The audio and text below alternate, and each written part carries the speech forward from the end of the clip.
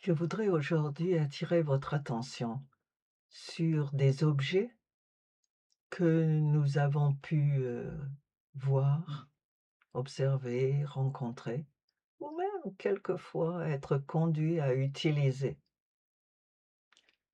Si vous n'avez, ni foi ni loi, vous pouvez faire ce que vous voulez bien entendu, puisque vous êtes, comme la Bible dit, un mouton sans berger et donc votre liberté est totale, mais bien sûr les conséquences vous ne les connaissez pas à l'avance. Maintenant, si vous êtes chrétien, je vous encourage à éviter d'utiliser des objets que l'on retrouve dans d'autres religions. Parce que si on les retrouve ailleurs, comme par exemple le chapelet dont nous avons parlé ailleurs, c'est qu'il y a quelque chose qui ne va pas, puisque ce qu'on appelle le christianisme n'est pas en fait une religion, mais une relation à Dieu, une foi personnelle, non pas vraiment en un livre, mais en une personne. Et c'est pourquoi également le christianisme n'est pas une religion du livre. La Bible est juste le livre qui est la parole de Dieu, à la, à la différence par exemple du Coran qui est le livre, hein, puisque Dieu Allah, n'a parlé que par le Coran. Donc maintenant, nous allons regarder ce que c'est qu'un talisman, qui porte également d'autres noms. Heu, le talisman, c'est un objet, bijou, pierre, parchemin ou autre, rituellement préparé et chargé de pouvoirs magiques ou surnaturels comme vous voulez, conçu pour attirer la chance, protéger les gens. Il se distingue de l'amulette par sa visée proactive, provoquer un événement favorable plutôt que purement défensive.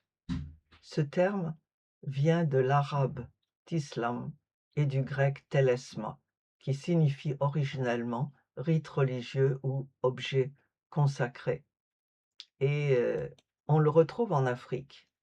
Et en Afrique, il est principalement décrit comme ce qu'on appelle un gris-gris ou au Nigeria, juju. Le talisman le plus célèbre d'Afrique de l'Ouest, c'est le gris-gris, qui se présente souvent sous la forme d'un petit sachet de cuir contenant des herbes, des objets sacrés ou autres. La main de Fatma fait partie de ces talismans et j'y ajouterai ce qu'on appelle les médailles miraculeuses, tout objet qui correspond à cette définition. Et donc je vous encourage à éviter d'utiliser ce genre d'objet. D'abord parce qu'il est juste humain, il se retrouve dans toutes les civilisations, dans toutes les cultures. Également parce que si vous pensez que votre protection est liée à un objet, ça veut dire qu'il n'y a rien d'autre. Pour le chrétien, la protection, elle est faite par Dieu. C'est Dieu qui protège et ce n'est jamais un objet. Ce n'est jamais un objet. Dans quelques cas, Dieu, par l'intermédiaire des hommes, utilise des objets temporairement pour aider les gens à croire. C'est un peu une aide à notre faiblesse. Par exemple, les les tissus qu'on utilisait, dans les Actes des Apôtres, qui avaient touché, Pierre ou, heu, Paul pour guérir.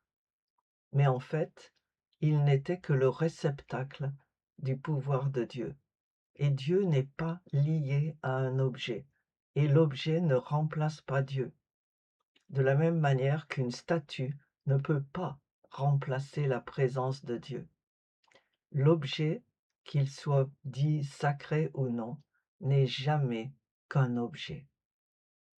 Donc, accrochez-vous par la foi à Dieu et ne comptez pas sur les objets, même s'ils semblent, à un moment, avoir été doués de pouvoirs surnaturels. Ils ne le sont pas.